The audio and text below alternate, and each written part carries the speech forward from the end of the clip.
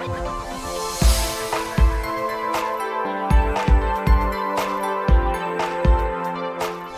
right, in the spray booth, or not as the case may be, slightly different setup. As you know, you see it over my shoulder back here. That's our standard spray booth, which is fine. It's good enough for putting in fairly large things. Some recent projects we've done, like we did the Iwo Jima, things like that, we could get in there. It's a little bit cumbersome, but because it's quite narrow being a carrier, you can still get in there. This, on the other hand, is slightly different because it's so wide and big and we want to get it all in. It's easier to do it here. Now, for this purpose, I've got two Aircom spray booths here. These are the 38 watt variety. I recommend them over the smaller 18. It's got a lot more draw. Drawback to them is they don't have an exhaust system fitted to them. They just vent straight through. They've got two fantastic carbon filters behind your standard sort of mesh screen one, which gets rid of, I reckon, about 80% of your spray, but you're still going to get a little bit down. So you are sort of recirculating the air instead of drawing it all in like the one behind us and it goes out. So certainly it may be worth recommending putting some hoses on the back of these and then venting them straight out of the place. Otherwise you're going to be in a situation where, you know, you're actually just breathing the same rubbish in all the time. So what are we going to use? Okay, down in front of us we've got our selections of paints. I've been out and bought a load. So we've got some white, Tamiya colours we're going to use. We've got some black. I'm using the rubber black. As I said, don't use standard black. Then we've got some other colours down here. And now I'm looking at the references of this one. Obviously it was lit in a specific way because it's on film and everything else. When you put bright lights on like we've got here, obviously it tends to bleach things out. So we've got XF19, which I think is quite a nice colour.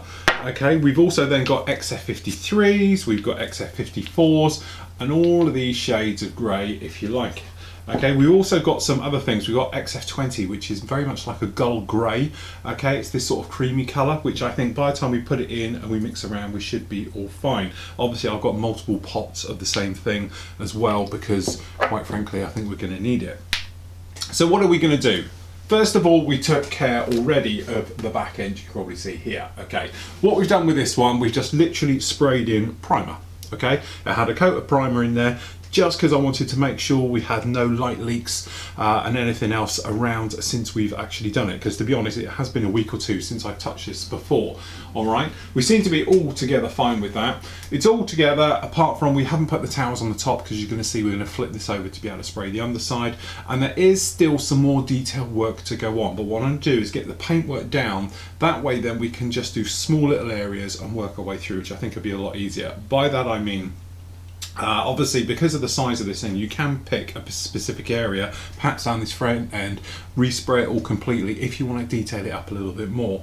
But certainly what this process really, I'm trying to get the paint down in one, whack it all down, that way we'll basically fit, so we can come back little areas and take care of them as we need. So what are we going to do? Obviously we've got black down here. It's going to take a little bit to cover that. It's going to work in our favour though, because what we're going to do, we're going to come straight in with a coat of XF19, okay, which is the light sky grey here. We're going to put it down absolutely everywhere over this, quite random. We're going to thin it a little bit more than you normally would as well, so this black comes through. Okay, now the idea with this is it's going to give us immediately a mottly look to our paintwork, which is what we're after. Okay, then we can come in with certain other shades. So obviously we're going to work our way through our 53s. We've also got other shades down here. I've got lots of it, like 66 as well, which is a light grey, which is quite a nice one. It's quite bluey though, so when you look at underside shots of it, you can see it, and it is quite a nice sort of blue texture to it and things like that. So I think that'll work really, really well. So, you know, certainly from the point of view of doing detailed work and masking up and everything else, that's where those colours are going to come in. So, first of all, slightly bigger airbrush than we normally use. So I'm using the Iowata. Now this has got in here, I think it's the 0.6 Neil in it or something. It's definitely bigger than the other, and you can probably hear it's how I painted this black. It is literally hosing the entire thing down. We don't need any detailed, delicate work. This airbrush will do it certainly, but it comes into its own when it's doing big things like this. So we're going to be using that. Our thinner of choice we're just going to be using, he says we've got a full up one somewhere, is some, here it is, your standard, everything's a little bit red. If you're watching the other shows you'll know why. Okay, but this is the Bolero airbrush thinner with Tamiya paints is absolutely fine. If you wanted to, you could use enamel paint thinners with it, stuff like that. Lacquer thinners works equally well, but obviously from our point of view of smells, we don't want anything too horrible. So we're going to keep him well out of the way. So what we're going to do is load up our first colour cup. So we're just going to put some thinners through here, because to be honest, I have been spraying a lot of red recently. I want to make sure it's none in there, because obviously we are spraying colours. We've got a tiny bit coming through, so we just, that's more like it. Okay, good old mix, because it's a brand new bottle. Okay, and then we can start to work our way through this. We're going to do it in basically sort of 2 or 3 halves. Obviously the top, let that dry, flip it over, we can do the underside, and away we go with it. Now originally I did have this on a makeshift stand on legs, as it is basically when it's in its display thing, but to be honest it's a little bit fragile up there, floating in the air so to speak, so I've elected to do it in the down position and break it up into halves. So straight away, more than 50-50, it's probably 75% thinners going in here to 25% paint. Okay, now this is going to be particularly nasty the way we're going to do this. Looking for a brush. Let's use a clean brush. Now the thing with this is, as we said, it's just a case for the minute of whacking this down. So air pressure is maximum, and we got maximum thinned paint. So basically, for those of you who follow my airbrush teachings, this means you don't want to be too close, all right? So, okay, I'd say we're a little bit fuller than I normally would like. Just grab this. Okay, so, good paint. Okay, I'm not going to put the extractor on for a second, so I can just show you guys here.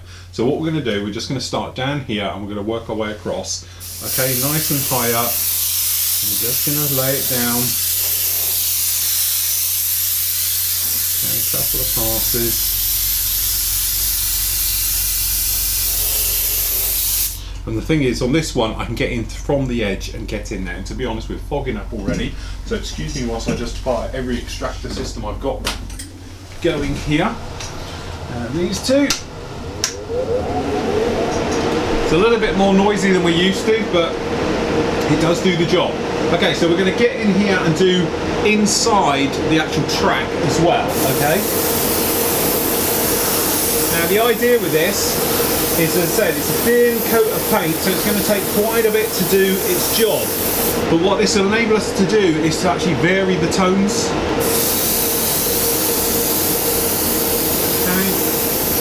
And I'm trying to do this quite patchy. I'm building up slowly as we go, so we're just going to come up in here now.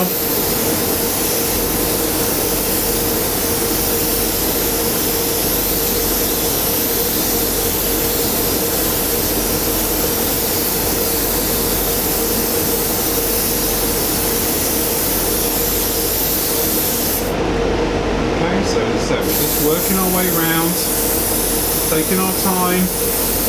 And as the paint goes down, you see we've got drips under here already. As it begins to go down, I can get then into the angles better and leaning everything over. But at the moment, we're just getting in a bit of a mess. And remember to do the other half as you shoot, because we've got lots of lumps and bumps sticking up. And obviously, if you're just spraying from the side, you're not going to get into them all totally. Okay, so make sure you go right over now.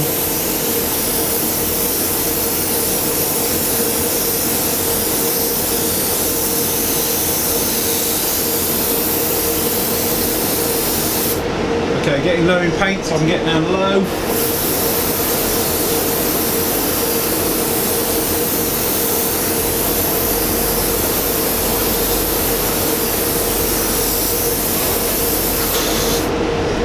Okay, and that's how much paint we're going to go through. But as you can see, nice and patchy for the moment as we work our way through all the different areas. The thing is as well, if you're using thin paint like this, it's going to give you a smoother finish, and this is one of the things with the scale effect here. We don't want it to be dead flat and everything else. We want it to be quite smooth. It's big, so obviously it's not going to be sort of textured too rough, okay?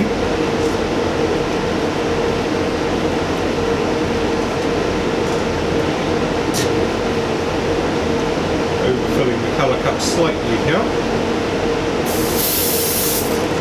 Okay, so now we can start thinking about areas we're going to go in and start to build up the paintwork.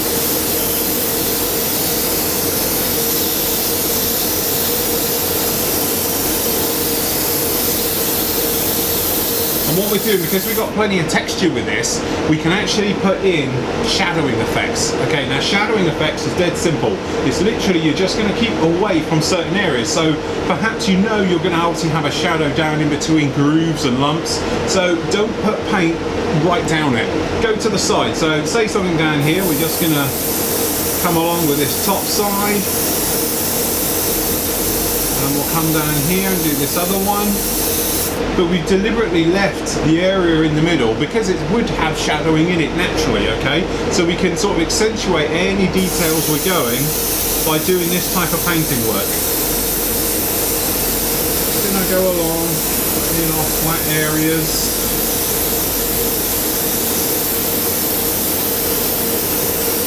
But don't forget, like all pre-shading, it will come through darker as it dries, okay? So don't automatically start panicking.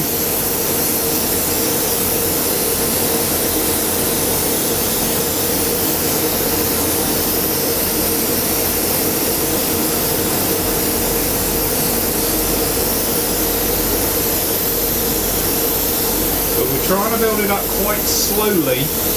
We're not just trying to chuck it on in one.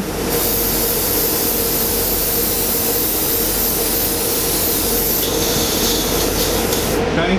If it's looking too wet, to be honest, it is in this area. We're just cutting to air and just drying down.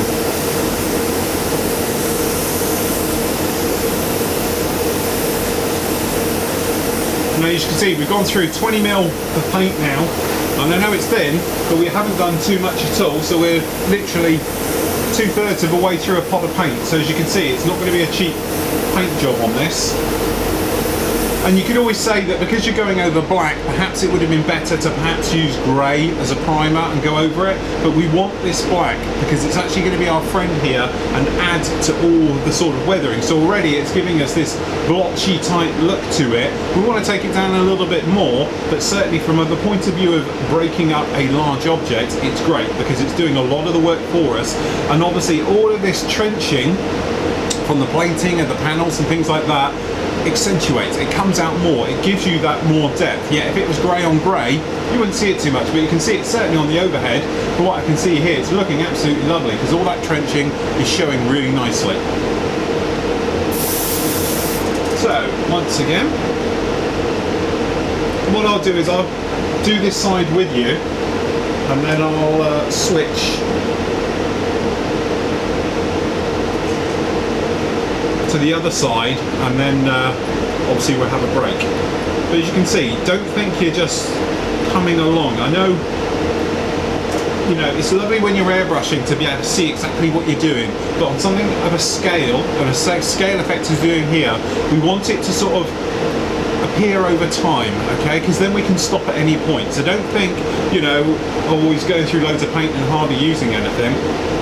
It's true, I'm not, but it is method in the madness. So I wasn't going to pick out just an area here, okay, paint it, then do the next. Otherwise it's going to look like it. We want this to be a subtle effect all the way over. I've got to get down that back area, which we'll do in a moment.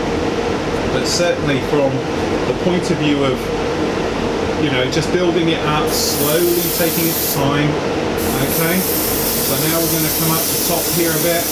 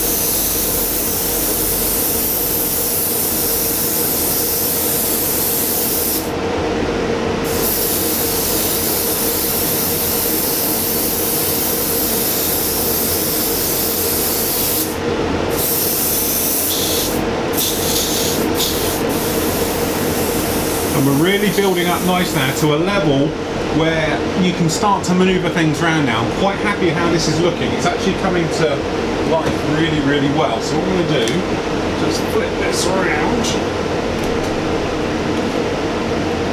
Okay. And hopefully, as you can see, it's just giving us this type of effect we're after.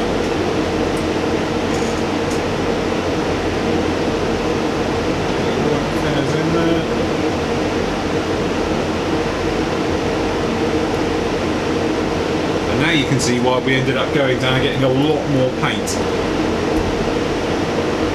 Getting a little bit cloudy in here.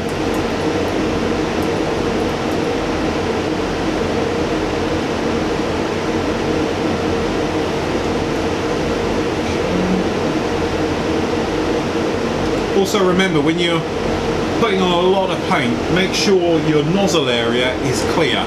Now, one thing you can do is take off the end cap, so you know you've got no build-up on there now. The trouble with that is, though, if you've taken the end cap off like that, just be careful of your needle. Okay? Okay, so we're coming back in now. Side areas. There's quite a bit of area to do up here.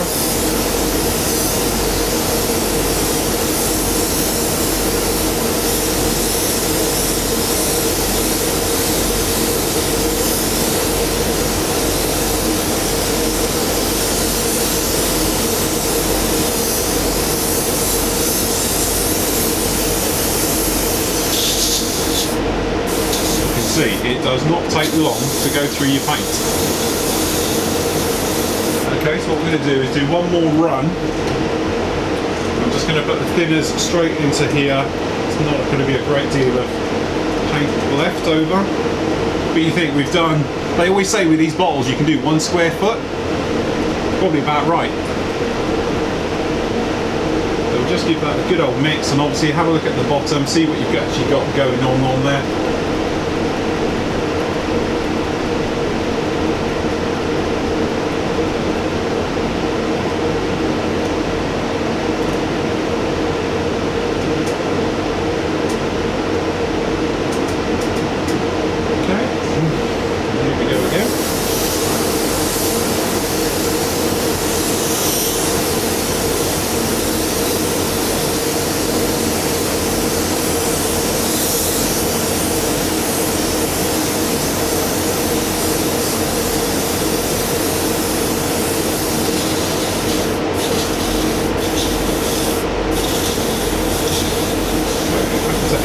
Just draw it down.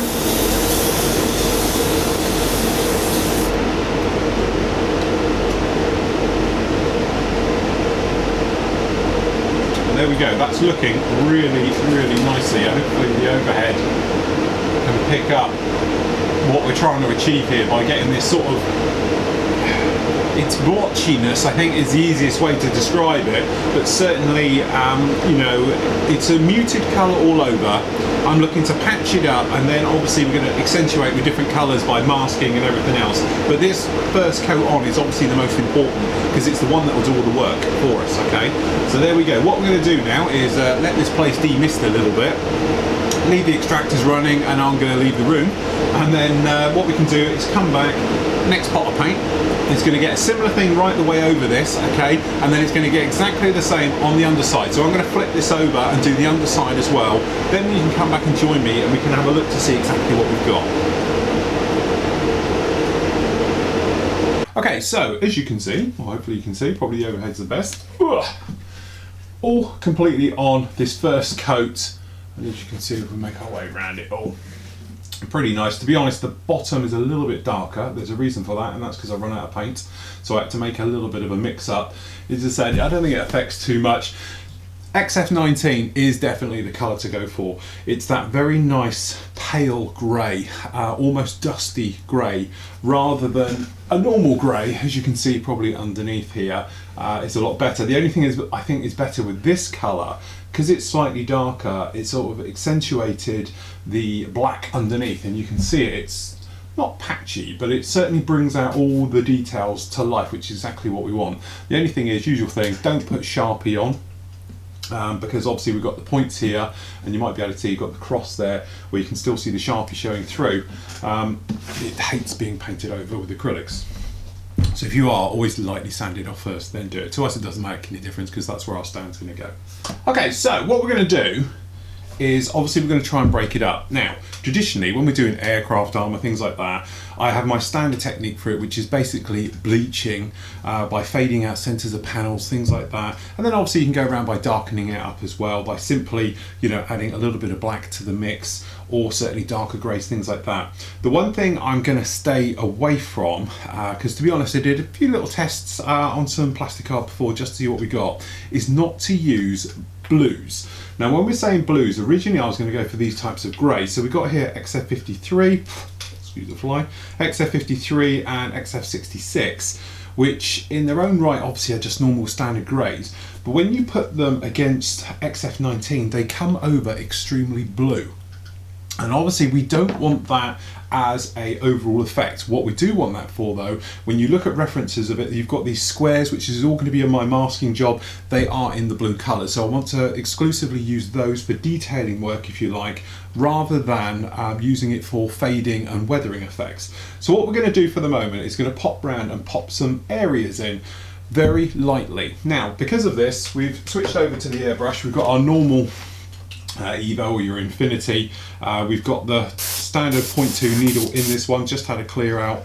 And for this, what we're going to do is going to use something like an XF80 because it's quite a bleached out colour in its own right. Okay, it's got that sort of almost duck egg colour to it, which I think will work really, really well. So what we're going to do is just open this guy out.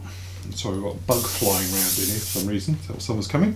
So we're going to grab back a little bit of thinners. So thinners going in first, so we're going to do around about a 50-50 mix with this. Okay, just to start with.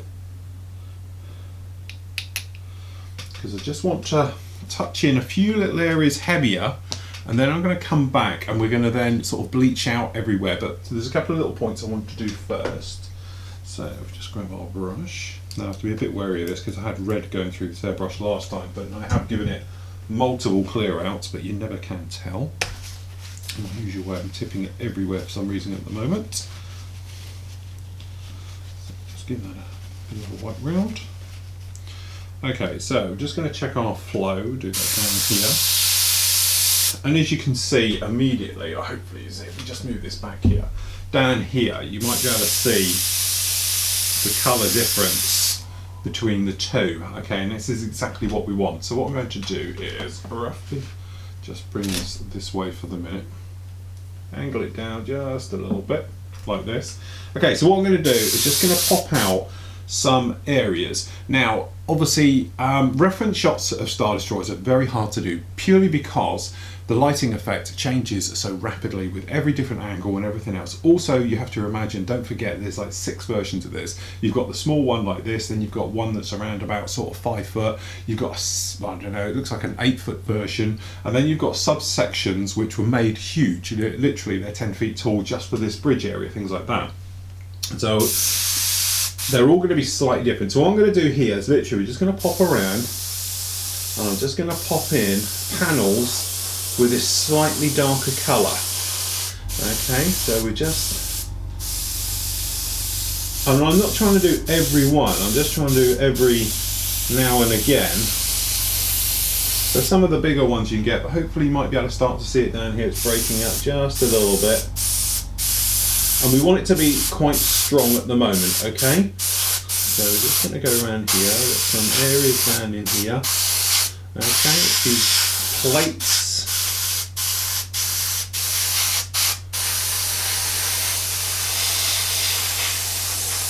Because what we're going to do, we're going to put other plates in on this, which are going to be, obviously look like they're fixed panels been put on, things like that. So this is literally just to try and break it up just a little bit. So if you like, you could call this heavy bleaching. Okay, so just down this edge, you're going to get quite a bit. All right, and then, as I say, just looking for larger areas. And basically this harks back to our way of doing it, where we talk about trying to break up large colours to stop them looking like bricks, okay?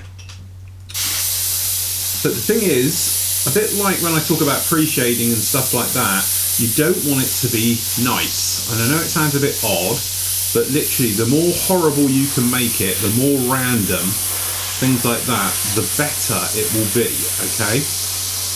Because we want it to be extremely patchy and horrible and nasty, for want of a better word, because the more you get of that, the more random it will be in real life, okay? And the more random it is, literally what will happen is it will give you more of a natural feel to it. It won't look man-made. And I know obviously this is man-made and talking rubbish, but it's a bit like nature. No straight lines in nature, things like that. I tend to go with that with all my modelling as well. And a lot of people say about, you know, obviously making models as realistic and lifelike as possible. And I think it is just, with your weathering especially, is making it just as random and as patchy as you possibly can. But look at things as you go around. Like here we've got this edge where it's quite flat. It's like it's an afterthought on this front bit. So that's going to get quite a big bleached out area, okay? This front bit will get quite a bit. Okay, so just think about what you're doing in a way, but keep it off. So don't mirror it. Don't start doing exactly the same on the other side, because we don't want that, okay? Where we've got lots of little squares up here, we're just going to keep it quite random. But what we're trying to imagine here is obviously, you know, a Star Destroyer isn't going to be sitting weathering, okay? He's not going to be sat in the sun as you imagine it down here. He's permanently in the sun, so it's always going to be in there. But the sun can be at any angle. It's in space. There's no up and down and everything else. So the sun can be from every angle. So you're not going to get natural shadowing. What we're just trying to do here is literally just break it all up a little bit. So we just do these bits around the back here.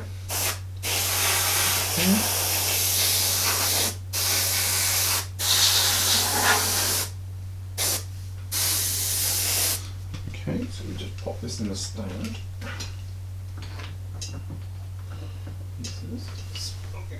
Spilling it.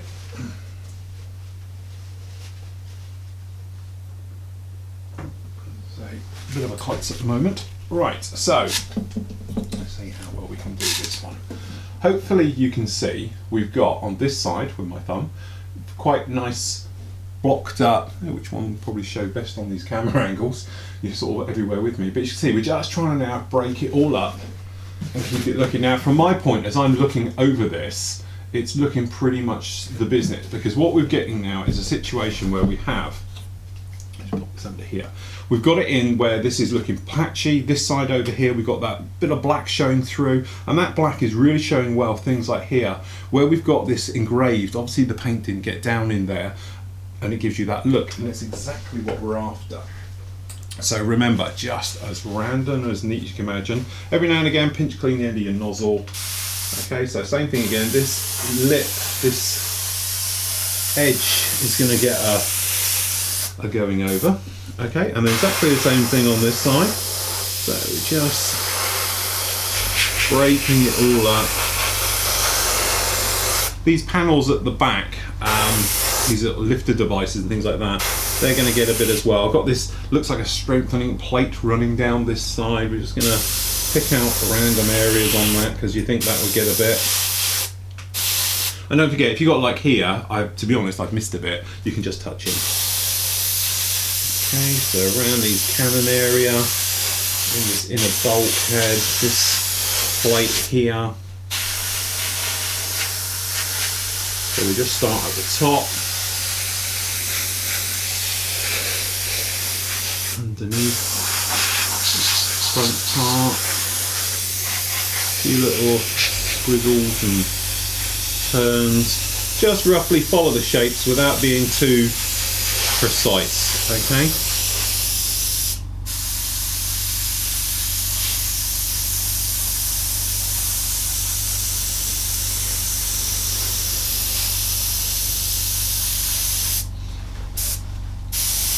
It don't matter if you overcook it, because you're going to bleach it back anyway. We're going to go twofold. And the idea of this as well, don't forget, we need to slightly over lighten this, because it's going to have a wash. and things like that, it's going to get pretty mucky, so it's going to need to have to darken down. But this is just literally to break it all up just a little bit.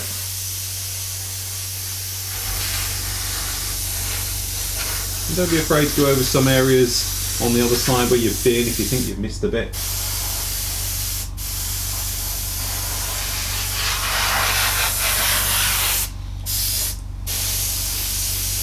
Okay. Now, to be honest, what I normally do now is obviously we would go with a wet coat and bleach it all back, because I've got quite a bit of paint in here. I've hardly used any. We're just going to try and pick out some other areas. So, I don't know why I keep turning around, we can pop him in there. So what we're going to do, we're just going to bring this around to the rear. And I think probably this camera might be a slightly better angle with a pot of paint on. Okay. But hopefully now we're patching up, blotching up everything else. Just want to do a little bit around the rear end as well. Again, these engine houses going to be what I would think be bleached out a little bit through purely heat. Okay, so that's a little bit all around in there. Then around this back area we're just going to pick out some areas.